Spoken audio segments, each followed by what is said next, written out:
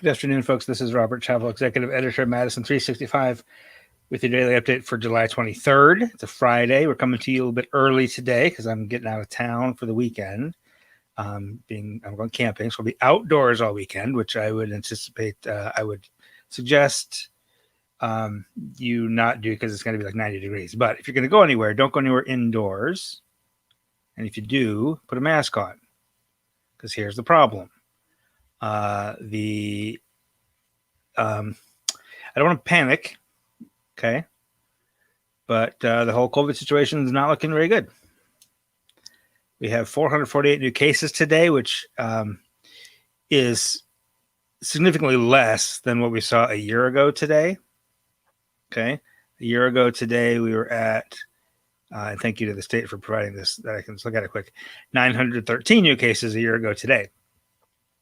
However, yesterday we had like 340 something. Okay, that's more than yesterday.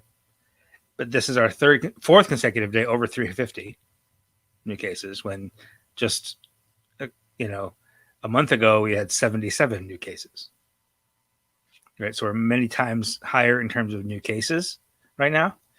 But the more concerning number for me is the positive test rate, which is the percentage of tests in the past 7 days that have come back positive.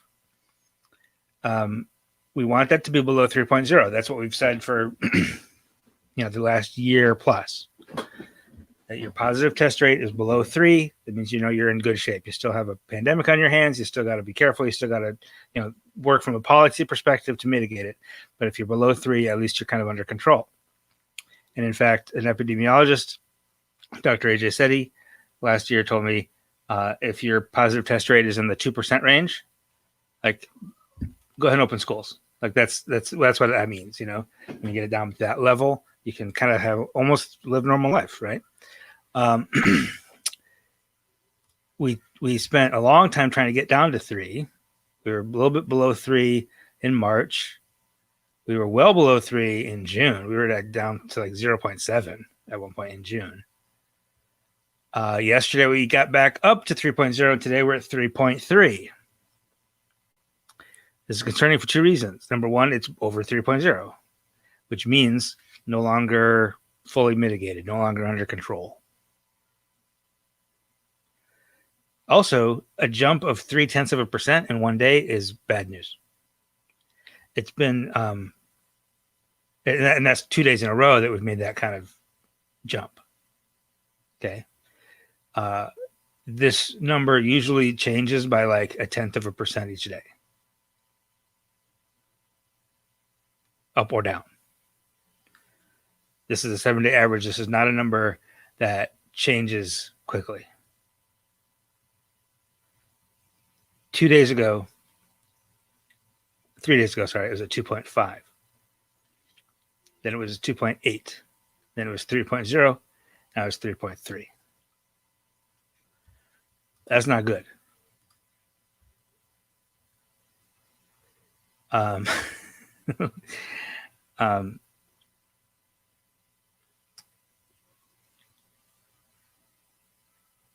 This is a good question. I don't know that I'm not aware that any vaccinated people have been told not to get tested. I think that some may have said that. I have not heard that. I'm not saying it's not true. I'm saying I have not heard that. But I also think it's true that once a person's been vaccinated, they kind of just feel like they don't need to get tested anymore. Even if they feel symptoms, even if they've been exposed, even if they've been out in a big crowd. Like, if I'm vaccinated, why would I need to get tested? Like, that's a very common thing. Now, I don't think that happens enough to meaningfully impact the number of tests. I don't think, going back 3 months, there just weren't that many people getting tested before. Like the number, okay, let me back up. Let me say this more succinctly. A month ago,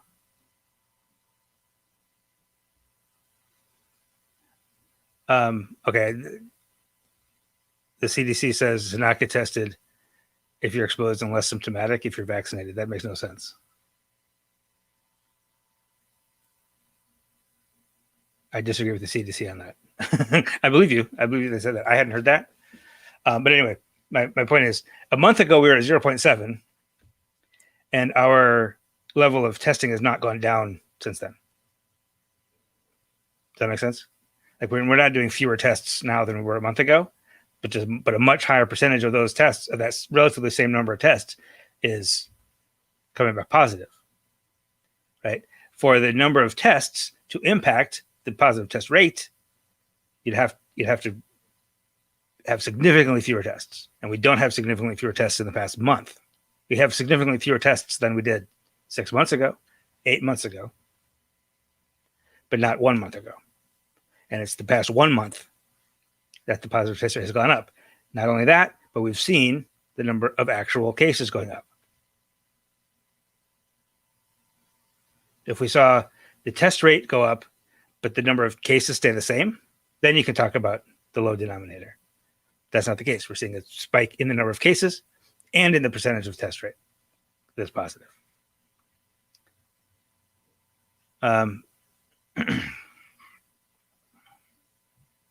Well, this is not correct.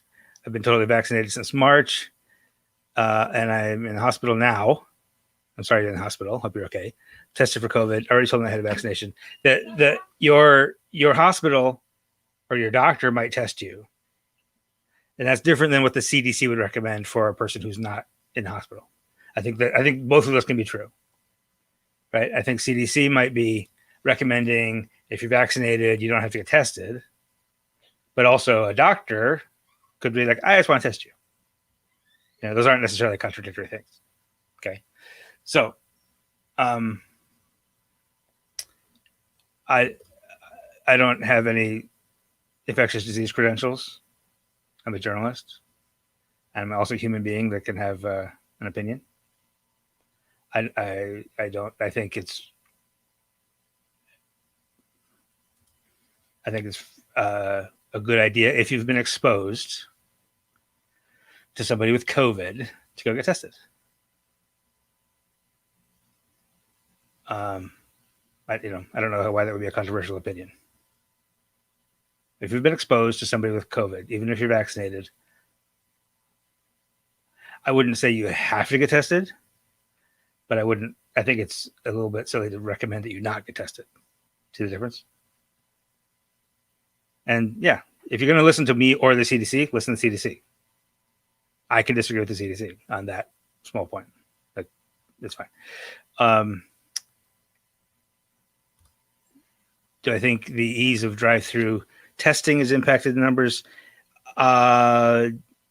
Yes, I'm sure it has.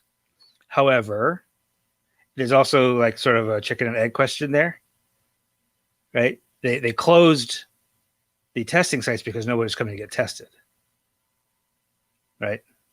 So it's kind of which is the cause and which is the effect of the lower testing first and the closure of the testing sites. If there was still a 2-hour wait to get tested at Atlanta Energy Center, they would have found a way to keep it open. But it just wasn't. There were very few people getting tested, so they kind of deemed that they didn't need it anymore. There are still plenty of places to get tested, right? Now, all this testing talk is a little bit off the mark because what we really should be talking about is vaccine.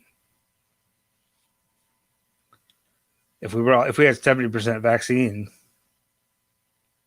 we'd be done. We'd be at less than 1% positive test rate.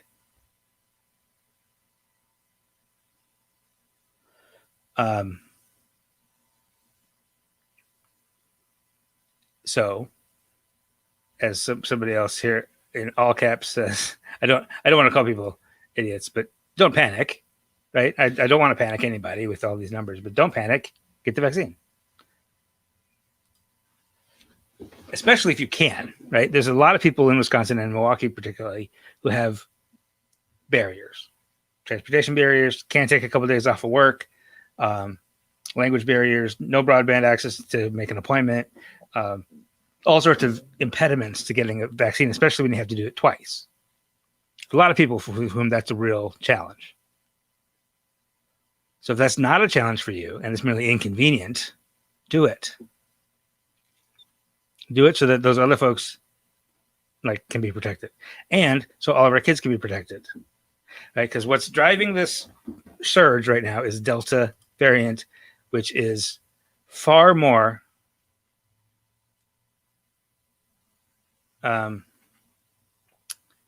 contagious. Rachel makes a good point here about testing, which is the same thing for vaccine. It used to be you could just drive up and get tested and keep driving, right? Now you got to make an appointment, schedule it, get there at a certain time, get your test. Same is true for vaccine. So to get more people vaccinated, you got to take the vaccine to the people, which is what's happening in a lot of places right now. We're going to talk a little bit later about Unity Picnic in Madison, where there's going to be vaccines. There was vaccines at a Mallards game the other day. There's going to be vaccines at the Next Level Music Festival on Park Street in Madison. That's what you got to do. You got to get it to where people already are.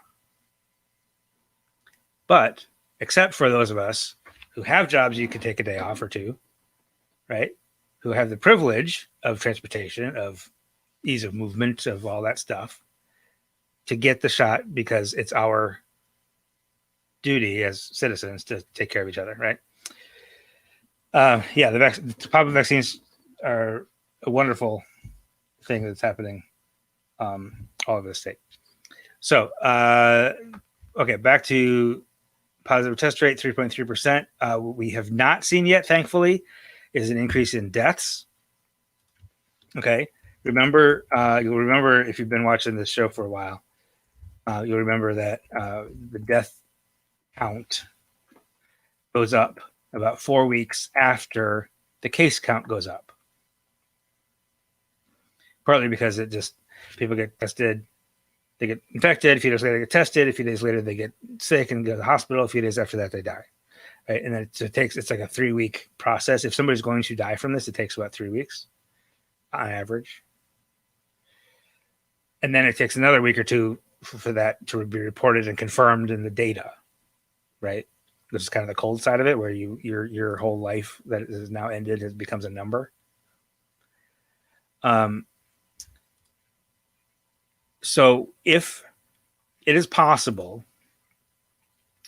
that this surge in cases will take place mostly in people who are somewhat less vulnerable, right? Or younger, unvaccinated or vaccinated, because some of these positive tests actually could be in vaccinated people who will not get sick or who will get not very sick and who will not get hospitalized and die, right? So that's part of it. But the other part is that it might be younger people, it might be less vulnerable people.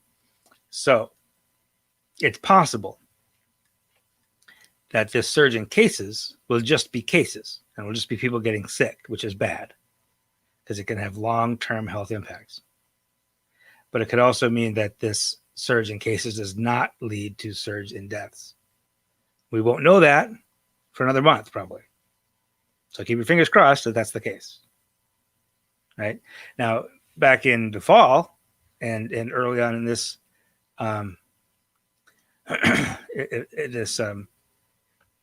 in this thing, we always knew that about 1% of the people who got tested positive would die.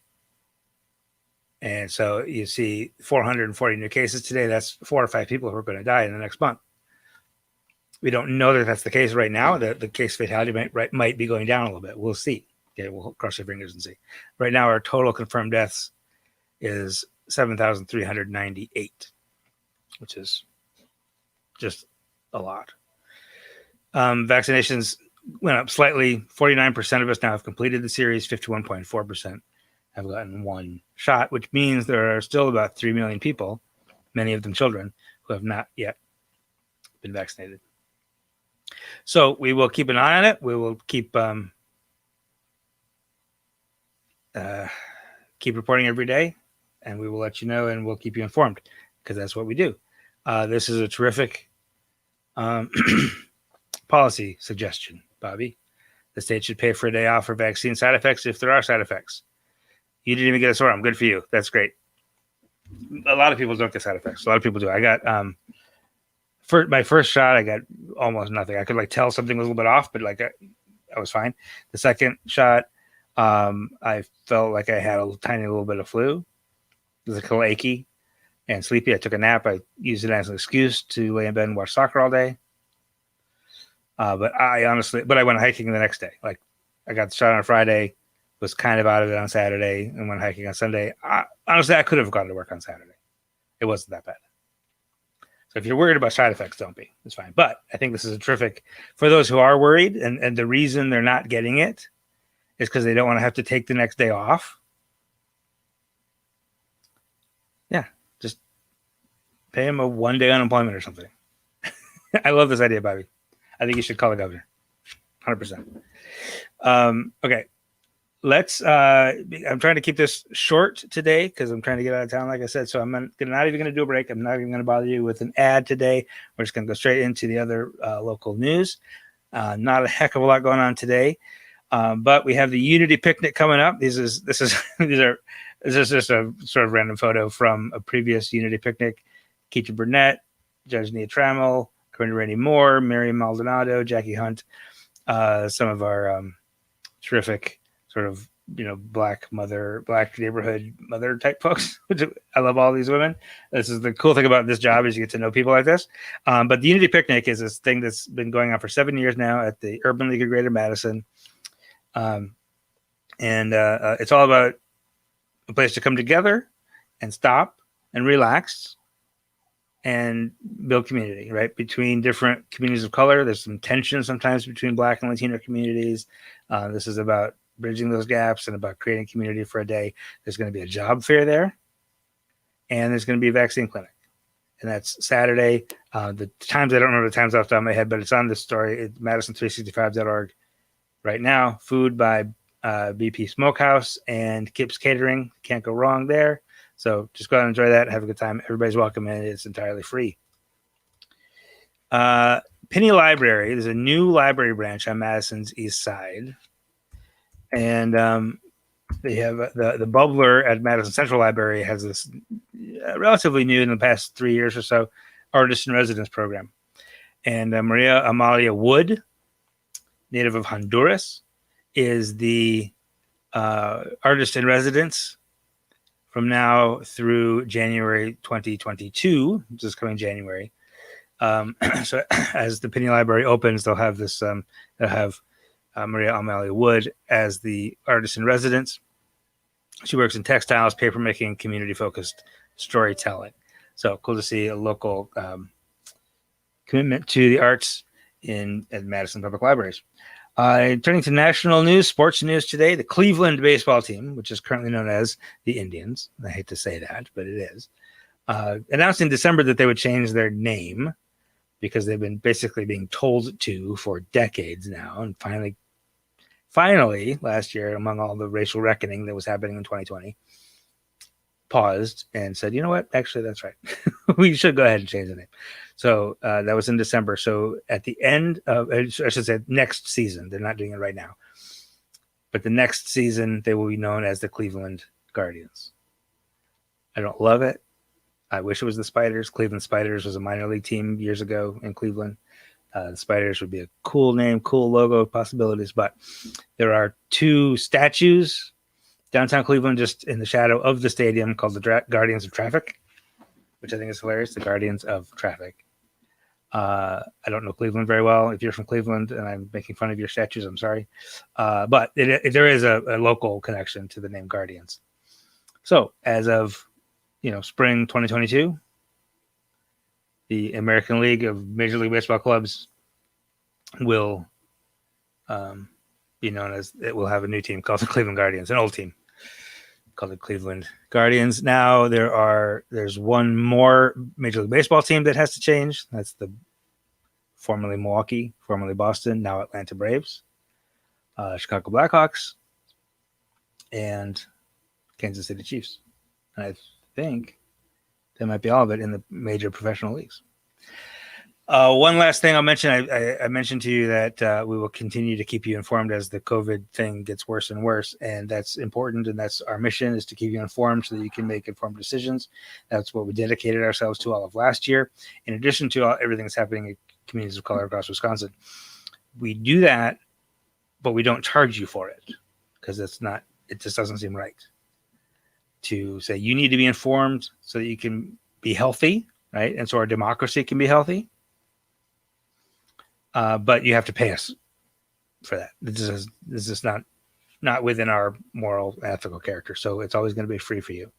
It's not free for us, though. We have to pay people to do it, right? We have to pay salaries to our editorial staff, our reporters, our freelancers, our contributors, and to the people who host our website, right? The developers and stuff who keep the thing online and and all that stuff. So we turn to you to help us do that. If we did have to charge you and you could pay us $5 a month or $10 a month subscription, would you? If so, you can do that voluntarily.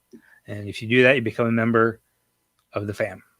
So go to Madison365.org/thefam, choose your membership level. You get a couple perks. You get some, some early notice of some stuff and a little bit of additional content. So give it a look and think about it. I hope you'll support us. That is all I have for you today. Have a wonderful weekend. It's going to be a hot one. Stay hydrated. Stay outside if you can. Stay inside if you want to stay cool. Stay outside if you're going anywhere where there's a group of people, right? Stay outside so you don't breathe virus all over each other. But until Monday, have a wonderful, safe weekend. Take care of yourself, and we'll see you next week. This is 365 Media.